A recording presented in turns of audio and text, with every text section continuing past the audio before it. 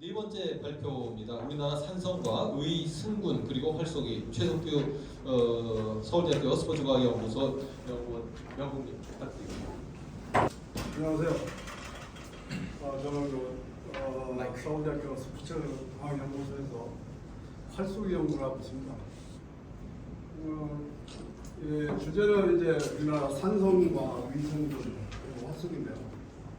여기에 대한 좀 유래가 좀 있습니다. 이 발표를 하게 된 것에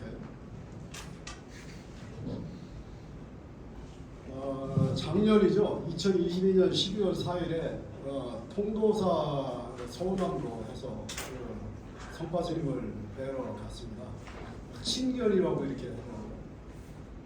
근데 이 자리에서 이제 여러 가지 말씀과 약한 그런 이게 뭐 다방면에 어느 불가에 대한 말씀뿐이 아니고 활쏘기도 너무나 잘하시고 우리 뭐 군사학이나 뭐 무기 체계 이런 것까지도 이렇게 아주 자상하게 설명하시는 가운데 제가 그 활쏘기 연구를 하고 있다고 그러니까 그 활쏘기 연구를 하려고 하면 산성 연구를 하다 보면 뭐 활쏘기 그 안에 있다고 이런 이제 말씀을 듣고 제가 이제 과제를 받았습니다. 받아가지고 참 고민을 많이 했는데 과연 생각은 막연히 그런 생각을 가지고 있었어요.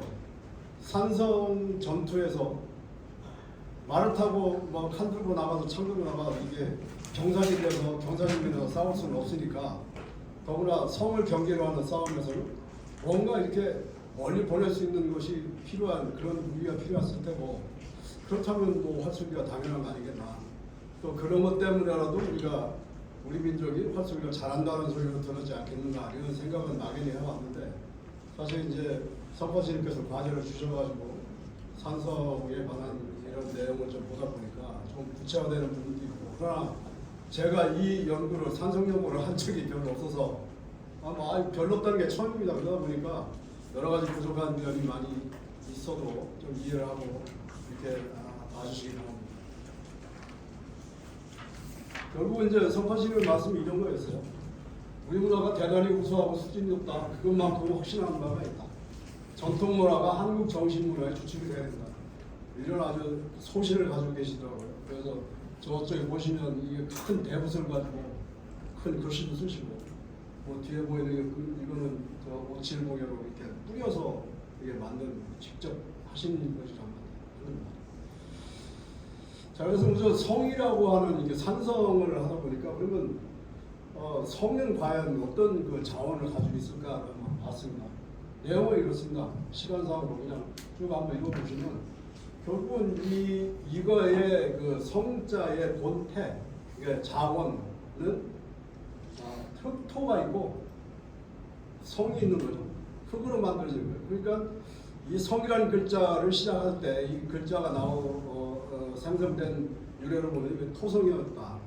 그 후에 이제 많은 것들이 이제 변해서 석성으로 변하는 과정이 있었겠죠. 이제 주성법에는 이렇게 쭉 있습니다. 시간상 다 이제 이게 설명하기는 그렇고 쭉 보면 크게 저 채널식, 후곡식, 평지성 이렇게 돼 있거든요. 근데 나름 이제 여러 것들의 특색들이 다 있어요. 그리고 시기적으로 고구려 신라 삼국시대 그리고 통일신라로 오면서 통일신라에서는 이런 것들이 이제 종합적으로 이렇게 되는 예를 들어서 고구려성의 특징이라면 치, 그렇죠? 돌출구조. 돌출구조에서 또 공격 방법은 이쪽 돌출에서 이쪽 돌출까지 그 사이에 들어오는 적군은 사실 여기서도 별 수 없이 활과 화살입니다. 무기라는 것이 할 수 있는 게. 그 후에 이제 임진왜란 이후에 총포가 등장한 다음에는 이제 총포가 이제 주요 무기가 되다 보니까 뭐 활쏘기는 좀 등한시되지 않았나 생각을 하겠지만 그러나 당시의 기술 가지고는 사실 100m, 20m 뭐 임진왜란 때 그 조총의 사거리가 100m를 넘지 못했다는 얘기가 드는데 사실인지 모르겠지만 우리 활은 300m, 500m도 갑니다. 때문에 역시 활쏘기는 우리가 어쩔 수 없이 이 산성전투에서는 필요했던 것이다라고 볼 수 있는 거죠. 이제 축성 재료에 대한 겁니다. 이제 뭐 토성이나 석성 이런 것들도 흙으로 만드느냐, 돌로 만드느냐 하고 그래서 이제 여러 가지 이 시대에 따라서 그리고 뭔가 가장 효율적인 성을 쌓기 위한 그런 것들이 쭉 이렇게 여러 가지 방법이 있습니다.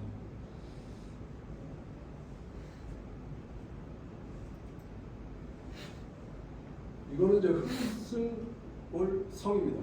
흑승골 성. 보통은 우리가 이제 중국 사람들이 오녀산성 다섯 선녀가 내려와서 뭘 어떻게 했다고 이러면서 이제 오녀산성이라고 하는데 사실은 고구려 성이라는 것을 좀 애써 피하려고 하는 그런 생각이 있지 않았겠느냐. 그렇다면 우선 우리가 이제 부르는 본태의 이 성 이름은 흑승골 성입니다. 그래서 정상부가 이게 여기 보시는 바와 같이 이렇게 평평합니다. 거의 직사각형이에요. 이제 수치로 저기 나와 있는데 이걸 해보니까 한 15,000평 정도 되네요. 이거 상당히 넓은 지역입니다. 그리고 천지라는 연못이 있어가지고 지금도 거기 올라가면 천지 연못이 있는데 어쨌든 식수가 있어야 견딜 수가 있는 것이거든요. 성의 역할 중에 성에서 생존할 수 있는 방법 중에 가장 필요한 것이 이제 물이죠. 그래서 물도 이제 확보가 되고 천의 남떨어지에 200m 저기 됐는데 제가 원고에는 820m가 이렇게 됐습니다. 그래서 이제 이것에 이제 그 주위에는 혼가강하고 혼강이라고 하죠. 동가강 이런 강들이 또 둘러싸고 있어서 이게 해자 역할을 하기 때문에 저기 쉽게 침범할 수가 없고 절벽 낭떠러지로 기어 올라가기도 그렇고 물론 이제 고려사에 보면 이성계 그때는 장군이죠. 고대말 장군.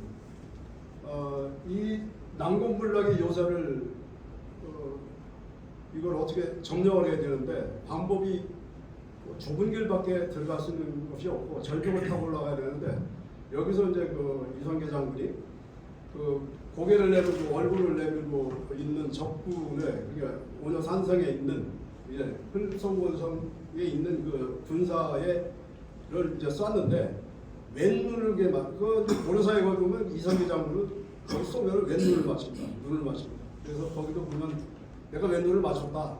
가서 보거라. 가서 보니 그러하더라. 이런 내용들이 있습니다. 그래서 그걸 보고 얼굴에 화살이 꽂히니까 다 도망 나갔다는 그런 고려사의 기록이 있습니다.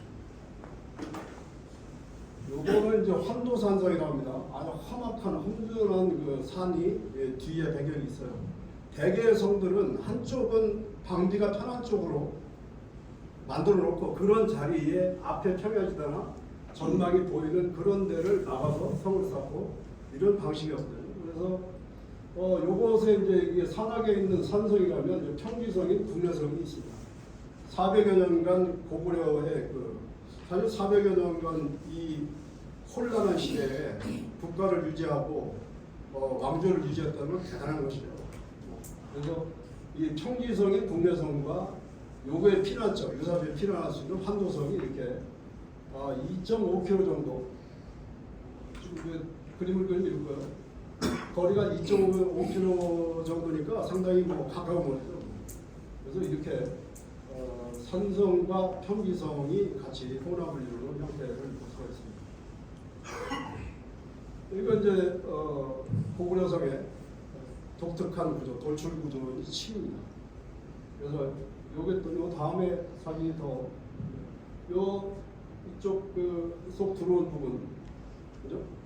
그래서 양쪽에 시성이 나와 있고 그 중간에 들어오는 침입하는 적군들은 요것도 화살로 다 이렇게 공격을 할 수 있고 막을 수 있는 그런 고려의 성만의 아주 고구려 성만의 독특한 것이라고 할 수 있습니다.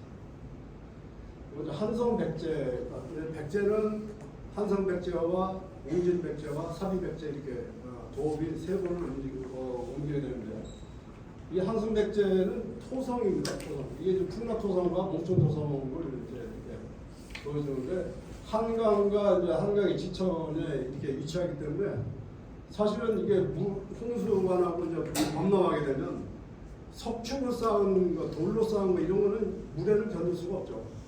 물론 이제 토성을 쌓더라도 돌하고 흙하고 비벼가지고 거기다 지푸레기를 넣는다든지 하여튼 그런 걸 해서 토성을 쌓는 방법도 있지만 어찌됐든 그 석성은 이제 도저히 틈새로 물이 들어오면 뭐 성이 견뎌낼 수가 없으니까요. 그래서 이 한솔백제를 뭐 이제 토성으로 남아 있습니다. 이것은 이제 웅진백제 시대인데요. 이게 이제 공산성입니다. 그래서 여기 보시면 요 건너에 이 금강입니다. 금강. 그래서 강을 띄고 대개 이제 강은 시야가 트여 있고 물이라는 것이 있기 때문에 장애물이 있기 때문에 쉽게 접근하면은 그것이 노출이 되기 때문에요. 공격하기 상당히 어렵습니다. 그래서 이런 거를 대개 이 부여 백제의 성들을 보면 대개 이렇게 강 하천 이런 걸 끼고 이렇게 도읍이 옮겨졌던 것을 볼 수가 있습니다. 요거는 이제 마지막 사비성, 사비백제 때에 이제 여기 보시면 이게 부소산성입니다. 그래가지고 여기 쭉 보면은 이 주성 외의 성들, 나성이라고 합니다. 이렇게 북나성, 뭐 동나성 이런 식으로 해서 하나의 띠를 이루면서 성경을 이게 도성을 보호할 수 있는 시설로 했던 것이죠. 여기는 이제 그 평야지대가 많고 산이 이렇게 계속 연결되는 부분이 없습니다.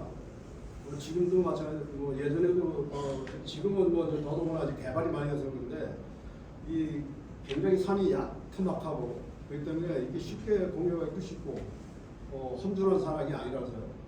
그러나 군데군데에 이제 성을 두어가지고 서로 이렇게 같이 연결해서 적이 만약에 침입을 하면은 같이 협력으로 이렇게 전쟁을 치고는 그런 방식이었던 것 같습니다. 여기 보시면 그 특색이 하나 있죠. 이 절이 이렇게 많습니다. 절터가 지금도 남아 있는 것이. 백제는 불교가 참나는 문화가 있었죠. 또 하나 여기서 보이는 게 뭐냐면 여기 이 고분군입니다. 근데 이게 동쪽이거든요.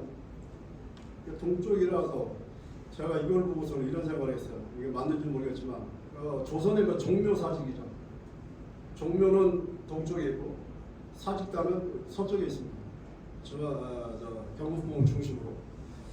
그게 조선시대 문화라 이때에도 이런 어떤 그런 샤머니즘은 아닐 테고 어떤 것이 있었지 않겠는가라는 생각을 잠시 해봤습니다.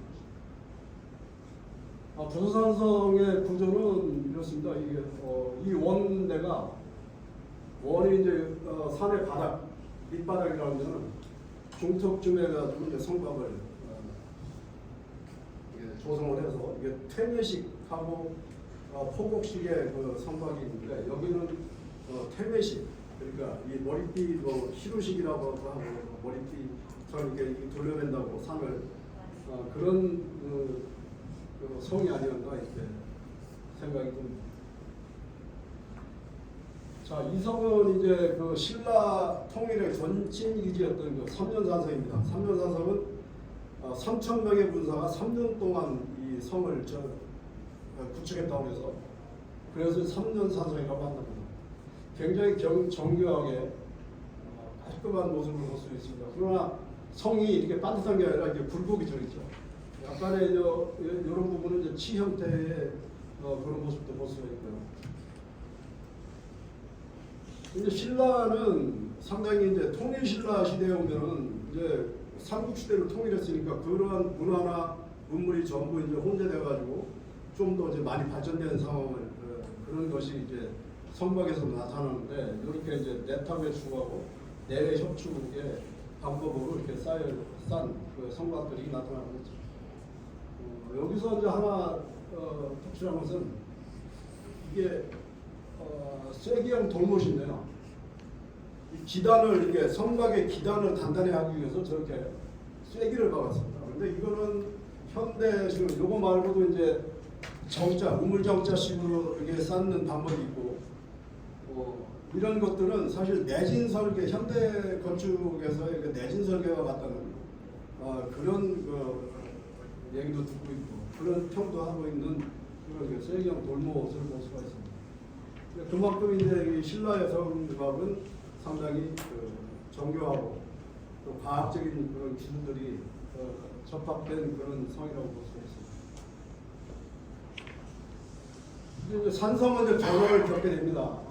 고려말 조선시대 이제 화약 화포가 등장을 하면서 사실은 이제 그 높은 성이 별로 필요가 없게 됐어요. 왜냐면 화포를 설치를 해도 높아서는 저 밑에 산 아래에 공격하는 그 적을 공격하려면 거꾸로 세워야 되는데 이게 어려우니까 자꾸 이제 성의 높이도 낮춰지고 그리고 서로 이렇게 치 형태는 아니지만 그 굴곡진 성의 그 모습들이 나타납니다. 그리고 이제 성 위에서 이렇게 적의 동태를 살피는 이정도 설치를 하게 되고 이게 옹성, 철옹성이라 해서 나 교수님하고 중국에 가서 직접 보고 왔는데 역시 맞아요. 옹성이라는 건 이제 옹기죠. 이게 이제 내가 이 문을 쳐들어가서 열고 들어갔는데 들어가니까 넓은 마당이 있고 또 깎아시는 듯이 석축을 쌓은 문이 또 있는 거예요. 그러니까 그 성문을 또 부시고 들어가야 되는데 그 사이에 앞뒷문에 딱 받치는 거죠. 그 안에 들어가 있는 군사들은 어디 도망갈 데가 없는 거예요. 보통 성벽의 이 높이가 성 안에 마당은 넓고 이 석축의 높이는 10m, 20m 이 정도 되니까 뭐 도저히 어떻게 할 수 있는 방법이 없죠. 그리고 거기서 이제 화살이나 창으로 이렇게 하게 되는 거죠. 꼼짝없이 도관에 든 쥐가 되는 것이죠. 그런 이제 그 옹성도 설치하게 되고 그리고 성벽 외곽에는 해자 파기도 타고 이런 것들이 이제 해서 낮은 성을 보완하는 성 높이를 낮춰서 화포를 설치하고 하는 목적에서 낮춰놓고의 그 방비는 이런 식으로 이제 또 보강을 해서 했다고 이렇게 되어 있습니다. 그다음에 이제 무기체계에서도 이제 활이나 창, 검에서 화포들 이런 것으로 이제 변하게 되죠.